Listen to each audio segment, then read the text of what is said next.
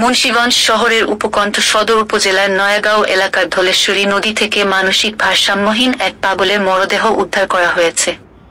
অভিযোগ উঠেছে, ওই স্থানের যুবক জুলহাস প্রধান নিহত পাগলকে ধাক্কা দিয়ে নদীতে ফেলে দিলে ডুবে গিয়ে নিখোঁজ হয় সে।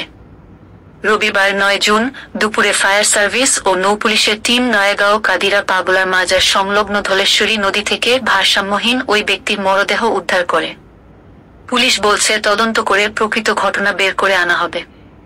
জানা গেছে, নয়াগাঁও এলাকার কাদিরা পাগলার মাজারের আশেপাশে গত ৩ ধরে অজ্ঞাত ভারসাম্যহীন নিহত ওই ব্যক্তির আনাগোনা দেখতে পায় স্থানীয়রা। মাজারের পাশে বিভিন্ন দোকান ও নদীর ঘাটে বসে থাকতে দেখেছেন তাকে অনেকেই। আশেপাশের বাড়িঘর থেকে চেয়ে খাবারও সংগ্রহ করেছিল সে। প্রত্যক্ষদর্শীরা জানায়, রবিবার সকাল ৯:৩০টার দিকে মাজারের পাশে একটি দোকানে বসে নাস্তা খায় সে। পরে মাজার সংলগ্ন জুলহাসের বাড়িতে পানি চাইতে গেলে সেখানেই ঘটে বিপত্তি। পাগলকে পানি দেওয়া হলেও পানি না খেয়ে ফেলে দেয় সে।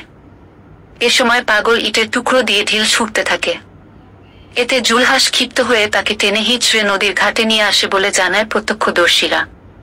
কয়েকজন অভিযোগ করেন, জুলহাস তাকে ধাক্কা দিয়ে নদীতে ফেলে দেয়। জুলহাসের স্বজনরা জানান, গাগল ইট ছুঁড়ে মারায় তাকে বাড়ি থেকে টেনে বের করে দেয় জুলহাস। নদীতে ফেলে দেওয়ার বিষয়টি তারা জানেন না।